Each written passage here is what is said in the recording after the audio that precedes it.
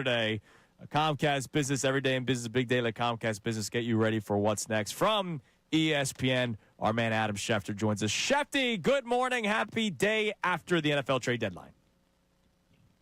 Good morning. It honestly feels like I just finished my college finals yesterday, and you have a couple of weeks before you start classes again. That's what it feels like to me. Yeah, I can only imagine the phone was probably going off the hook yesterday. Slower day for the Eagles, at least what's been reported. We know that Jalen Phillips was acquired the day prior, so let's start there. Eagles giving up a third-round pick to the Miami Dolphins for Jalen Phillips. I know injury concern has been there for Phillips, but it's a return of Vic Fangio. Was this sort of a deal all along for the Eagles the weeks leading up to the trade deadline? Yeah, they were working on him for weeks, and it was somebody that interested them for weeks, and it was somebody that they felt could really provide some instant pass rush. And obviously it's a rental, and it's a third-round pick for a rental, but they really didn't care. Like, they felt like this guy is good enough to step in there and provide some juice and a real surge on defense. And obviously Vic Fangio knows him well, and he played very well for Vic before he got hurt. And if Jalen Phillips stays healthy, if he stays healthy for the Eagles, and he's healthy now, then he's going to be a force for them and going to make the defense that much better.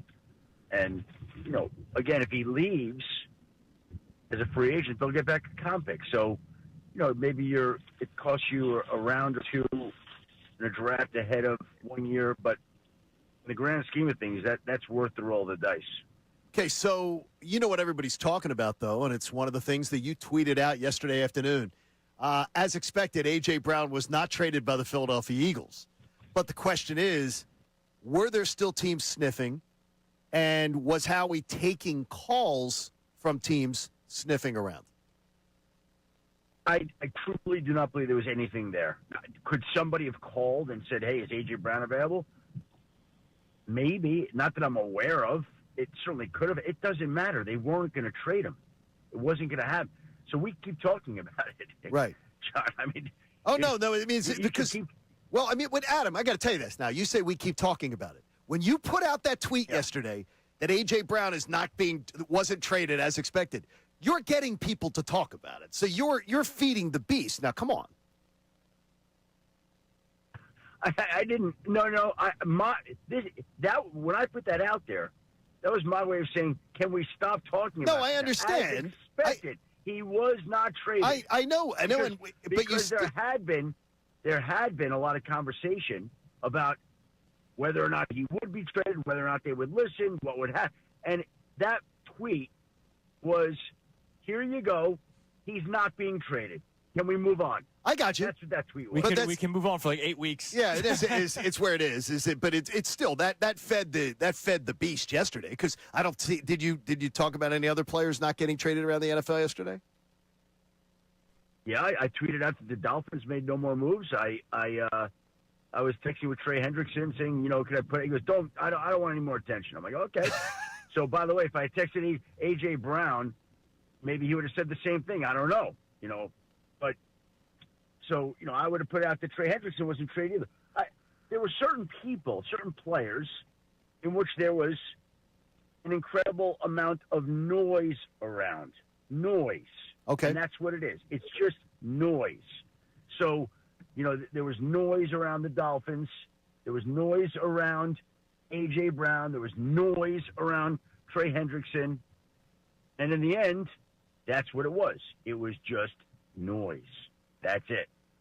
Shefty, over the weekend, the Eagles acquired Jair Alexander. Curious, what are the Eagles actually expecting out of Jair Alexander? Because we've had the fans that go, what the hell are they doing bringing this guy in? We've also had the fans saying, wow, we just brought in a tremendous cornerback, not realizing he's been a healthy scratch a lot this season. So what are the Eagles actually expecting out of Jair Alexander for the remainder of this season? Well, I think this. I think what did they give up for him? They gave up essentially a pick flop. They gave up a round in the draft. So here's a guy that's gone to the Pro Bowl that at one point has been one of the best cornerbacks in the NFL. And I do know, in talking to the Ravens this summer, and this is what's unusual and interesting to me, is that he, I remember talking, they're like, our best cornerback has been Jair Alexander. Like, I remember hearing that from a couple of different people over the course of the summer. And then for whatever reason, he didn't play. So why that was, how that happened, I don't know. But he didn't get on the field. Some things happened there just as they did in Green Bay. And look, based on his history, the chances that something's going to happen, he's not going to get on the field. But there's also the side where the guy's been a great player when he's been out there. So which one are they getting? I don't know. That's up to them. Put him in the system, put him in that environment, put him in that organization, and let's see whether they get the great Alexander for a pick flip or whether whatever happened in Baltimore happens again. And I don't know how that's going to turn out. But here's the thing. If it turns out that it's the Alexander in Baltimore that couldn't get on the field, then it cost you a round from round 6 to 7. So what's the big deal? The Eagles considered, I saw where, and I know you don't concern yourself with Vegas, but it didn't move the needle at all, the moves that they made. Is the chatter, when you talk to people around the NFL, do they see anybody as being head of the class in the NFC? Do they see teams all together? And more importantly, how are the Eagles perceived when you talk to people that aren't Eagles people? I just think that people feel like this is one of the more wide-open years that the NFL has had in a long time. And you can make an argument for a lot of different teams.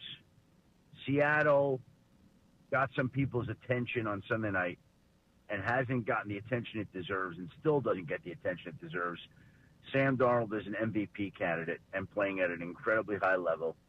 And there's a team with an underrated defense that just added Rashid Shaheed to go along with Jackson Smith and Jigba, who's been the best receiver in the league this season. So Seattle's not getting the attention it deserves. The Rams, Philly saw the Rams earlier this season, and the Rams beat them up physically, and the Eagles happened to win the game. You got the Lions, who you know are going to be tough. The Packers, I don't understand what's going on with them right now. They're too inconsistent. The Eagles are there, and the Buccaneers I still think are a force. So, like the NFC, you could look at a half dozen teams and say, would you be surprised with any one of these teams coming out of the conference? The answer is no. Every one of them, Philadelphia, Detroit, Tampa, Rams, Seattle, every one of them is good enough for the conference in the Super Bowl. Now, Schefter, I'm going to ask the exact same question as John just did, but instead of the top teams in the NFC, can we focus on the Dallas Cowboys? What are people around the league saying about the Dallas Cowboys with and I want to start not just yesterday. I want to go back to the previous night when Jerry Jones is talking about I made a trade. Then after the game, he's saying I didn't make a trade. And then all of a sudden they make a marginal move for a linebacker, but then they made the big move for Quinnen Williams, and yet we know that the Cowboys aren't necessarily close. Well, what's odd to me is if you're going to trade for Quinnen Williams, like he's a great player and he's going to help you for years to come. So you can't argue that. But I would have liked to have seen him get that done 3 weeks ago. I would have liked to see him get that done 2 weeks ago. Like, why did we wait? Why did we wait till trade deadline day? Now, maybe the Jets wouldn't have traded Quinnen Williams 3 weeks ago, but they were still winless at that point. So go make your moves. We knew he was going to make a move since the summer when he said after they traded Micah that day, we're not done yet. We're going to make more moves. Well, I would have liked to have seen Quinnen Williams in uniform on Monday night in a game they could have used him against Arizona because now they've lost that game, and now they head into the bye 3-5-1. They don't play again, I believe, till Monday Night Football, a week from Monday, against the Raiders. And so, to me, it's a little late for this season to make that move. 3-5-1. They're going to have what's their record down the stretch that they have to finish with to make the playoffs this year? Yeah, they're not making the playoffs. Yeah. By the way, the Eagles have a magic number of 6 to win the division with 9 to play. It's crazy. Yeah, and so Dallas, okay, so Dallas is starting to work on its defense for the future. But, again, it's a little late for this year. I think that the Cowboys felt like they beat the Cardinals on Monday night. they'd be 4-4-1. Right. Going into a bye with a Monday night game against the Raiders that puts you on track to be 5-4-1. And at 5-4-1, the playoffs are right there for you, it seems like. Now they're in a spot where you're saying to me they're not making the playoffs, and I'm saying, they got to win every game here to make the playoffs. So it's going to be a tough spot for them to do it. But they have added, Quinn Williams is a great player. I was on the phone with a GM yesterday, and I was kind of going over the compensation that the Cowboys gave up for Quinn Williams. Like, that seems like a lot. And he goes, not really, not for a player like that. And I said, okay, well, there you go. Interesting. So, yeah. So, Schefter, Egg McMuffin this morning? Was that it? What was that? A breakfast sandwich? Yeah, what were we cooking with this morning, Were you Schefter? shredding documents? There was something. What was that you were maneuvering? I was dropping off my daughter at school. She brought in donuts for all of her classes. Oh, that's beautiful. What a good dad. So she was getting the bag out of the car as I'm talking to you guys. So is she going to keep you? Assist her with her. Is she going to keep you? Is she going to keep you on the payroll when her media career really takes off? I hope so, but we'll see. That's her choice. Like I'm telling you, she's the rising star in the family. I mean, so let's be honest. You know what? She's in 11th grade, and she did sign a 3-year extension this year with Nickelodeon. It takes her through her freshman year of college. I can't get a 3-year extension here. But does she have a curfew though? Yeah, we try to tell her all the time, like on the weekends. We'd like her home earlier rather than later. She says, call my agent. Yeah, exactly. Schefter, listen, man, we appreciate the time. Enjoy your Good job, little break, I guess. Not that your life ever really slows down, but now that the trade deadline is done, you can enjoy the second half of just mainly football the rest of the way. Thanks, Adam. Until people start getting fired. Like that's which we're probably a couple of weeks away from. Yeah, not Mike McDaniel, apparently. I saw your tweet. No.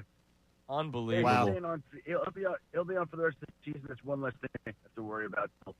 Well, I'm happy about that buddy. for you, not for Dolphins fans. Thanks, Adam Schefter. There he is on the Comcast Business Hotline. I have no idea how. So it was Dolphins, those big bags. Yeah, those crinkly bags. I don't know how the Dolphins. Because they're not gonna have more mayhem at it. Maybe they don't think there's a coach on the schedule. Thank you so much for checking out our content here on our YouTube channel. You can like and subscribe, and that way you're never going to miss anything that we've got going on right here at 97.5 The Fanatic.